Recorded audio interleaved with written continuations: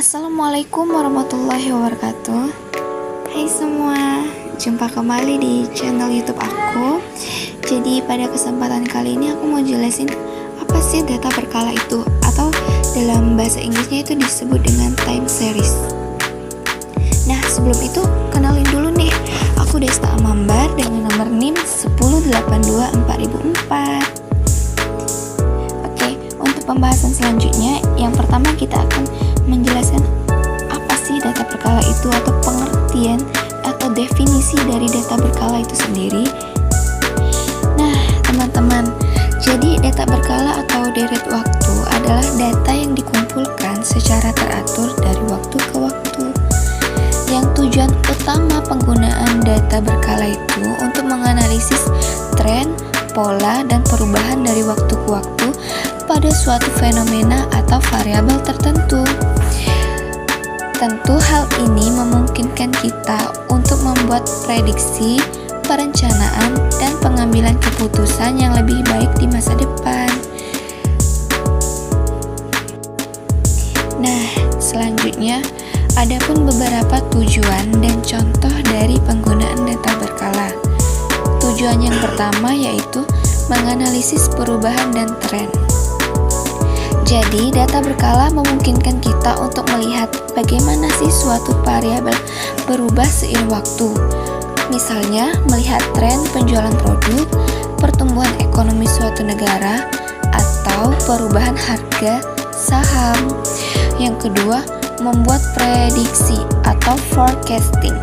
Dengan menganalisis pola data berkala, kita dapat membuat prediksi tentang nilai variabel di masa depan. Nah, gimana sih? Jadi, misalnya memprediksi permintaan produk, perkiraan cuaca, atau pertumbuhan populasi. Tujuan selanjutnya yaitu perencanaan dan pengambilan keputusan. Data berkala memberikan informasi penting untuk perencanaan strategis dan pengambilan keputusan di berbagai bidang. Misalnya, perencanaan produksi, anggaran, atau strategi dalam pemasaran. Tujuan selanjutnya yaitu evaluasi kinerja. Jadi, data berkala juga dapat digunakan untuk mengevaluasi kinerja suatu program atau kebijakan. Misalnya, melihat tren penurunan angka kemiskinan setelah implementasi program tertentu. Jadi, contoh dari data berkala, yang pertama ada data pertumbuhan ekonomi per tahun, yaitu mencatat laju pertumbuhan ekonomi suatu negara dari tahun ke tahun. Yang kedua, ada data keuntungan perusahaan per tahun, yaitu menunjukkan fluktuasi keuntungan perusahaan dari tahun ke tahun. Yang ketiga, ada data penjualan produk per bulan, yang menunjukkan tren penjualan suatu produk dalam kurun waktu bulanan. Selanjutnya ada data harga saham per hari, untuk mencatat pergerakan harga saham suatu perusahaan setiap harinya. Selanjutnya data cuaca harian, mingguan, ataupun bulanan, yaitu untuk mencatat perubahan suhu, curah hujan, atau kondisi cuaca lainnya. Selanjutnya ada data jumlah penduduk per tahun. Nah, untuk menunjukkan perkembangan jumlah penduduk suatu wilayah dari tahun ke tahun. Selanjutnya, data kunjungan website per bulan, yaitu untuk mencatat jumlah kunjungan ke suatu website dalam periode perbulanan. Yang terakhir ada data tingkat inflasi per bulan, yaitu untuk menunjukkan perubahan harga barang dan jasa secara umum setiap bulanan.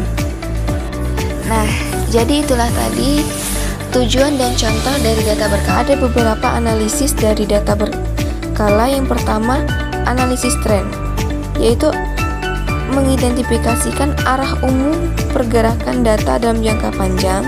Yang kedua, analisis siklis, yaitu mengidentifikasi fluktuasi yang terjadi dalam periode waktu yang lebih panjang atau lebih dari 1 tahun.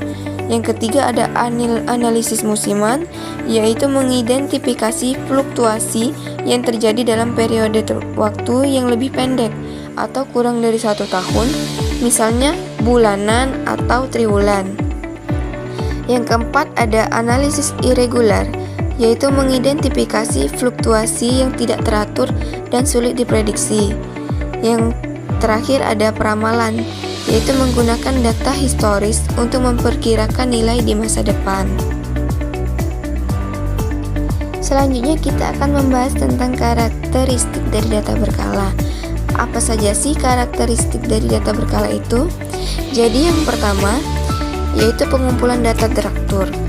Jadi data dikumpulkan pada interval waktu tertentu, misalnya harian, bulanan, maupun tahunan. Yang kedua, periode waktu. Dengan adanya periode waktu yang jelas dalam pengumpulan data, memungkinkan analisis perubahan dari waktu ke waktu. Selanjutnya, variasi data. Data berkala cenderung menunjukkan variasi atau fluktuasi, baik karena faktor internal maupun eksternal. Yang terakhir, komponen data.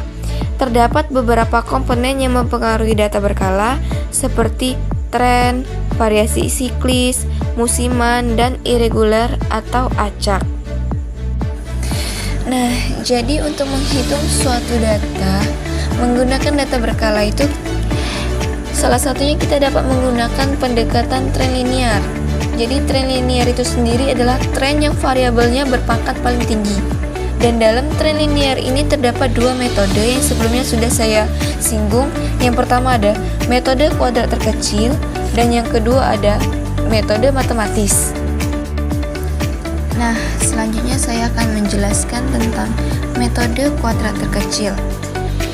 Jadi, metode kuadrat terkecil adalah metode statistik yang digunakan untuk menemukan garis kecocokan atau coding terbaik dari bentuk persamaan seperti Y sama dengan A plus BE pada data yang diberikan.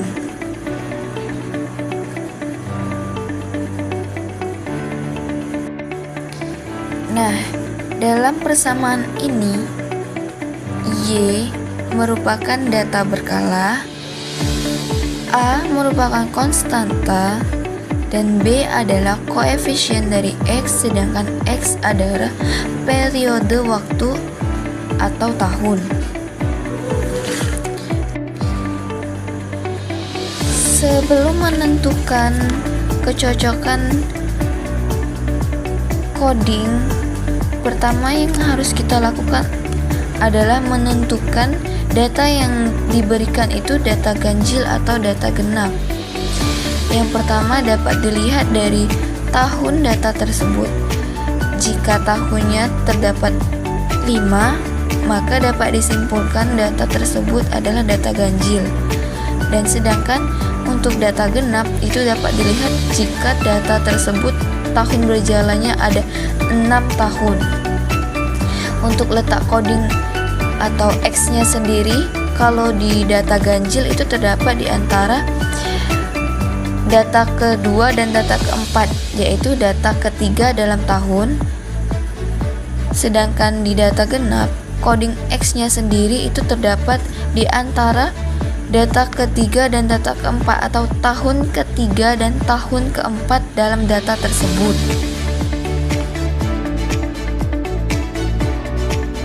Nah, selanjutnya kita akan mencari juga nilai dari B.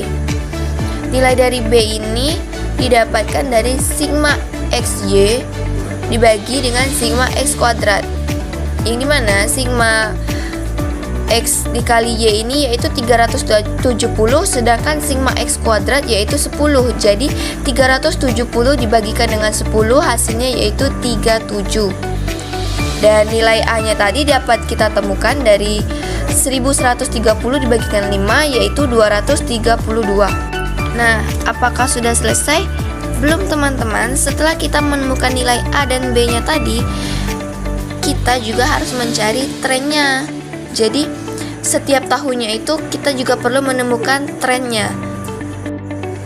Bagaimana kita perlu mencari trennya? Kita masuk ke rumus yang Y sama dengan A plus BE. Kan nilai A dan B nya tadi sudah ketemu. Jadi Y sama dengan 232 ditambah atau positif 37X. Tren yang pertama, tren 1991, yaitu 232 plus 37. X nya tadi merubah menjadi min 2, karena yang kita cari yaitu min 2 pada tabel X tadi. Jadi 232 plus 37 dikali dengan min 2 hasilnya yaitu 158. Dan selanjutnya pada tren linear yang kedua 1992 tahunnya itu 232 positif 37 dikalikan dengan min 1. Kenapa min 1? Ya karena pada tahun 1992 X nya itu merupakan min 1. Jadi 232 ditambah dengan 37 dikali dengan min 1, maka hasilnya 195. Untuk mencari tren selanjutnya, tren 1993 sampai 1995, caranya juga sama dengan masuk ke rumus dan mengalihkan sesuai dengan nilai X nya tadi. Oke, setelah mencari nilai X dikalikan dengan Y, selanjutnya kita akan mencari nilai dari sigma X kuadrat. Sigma X kuadrat ini merupakan pengalian dari X, yang dimana X dikali X hasilnya tetap X. Pada tahun 1991 X kuadratnya yaitu 4. Dari mana kita dapat? Dari min 2 dikalikan dengan min 2 pada tabel X. Dan selanjutnya tahun 1992 terdapat nilainya yaitu 1. Dan nilainya juga kita dapatkan dari min 1 dikali min 1 pada tabel X. Selanjutnya pada tahun 1993 nilai X kuadratnya yaitu 0, yang merupakan pengalian dari 0 dikalikan dengan 0 pada tabel X. Pada tahun 1994 nilai X kuadratnya positif 1. Dari mana kita dapat? Ya kita juga dapat dari positif 1 dikalikan dengan positif 1 pada kolom tabel X. Selanjutnya pada tahun 1995 nilai X kuadratnya yaitu 4. Dan 4 ini didapatkan dari positif 2 dikalikan dengan positif 2 pada tabel X juga. Nah, setelah mendapatkan kelima dari nilai X dikali Y dan X kuadratnya tadi, kita perlu menjumlahkan keseluruhannya untuk mencari sigmanya. Oke, jadi sigma X dikalikan dengan Y yaitu 370. Dari mana didapat? Ya dari penjumlahan min 340 sampai dengan 650 itu dijumlahkan. Selanjutnya untuk sigma X kuadrat sendiri itu didapatkan 10. Penjumlahannya juga dari 4 plus 1 plus 0 plus 1 dan plus 4 itu dijumlahkan keseluruhannya.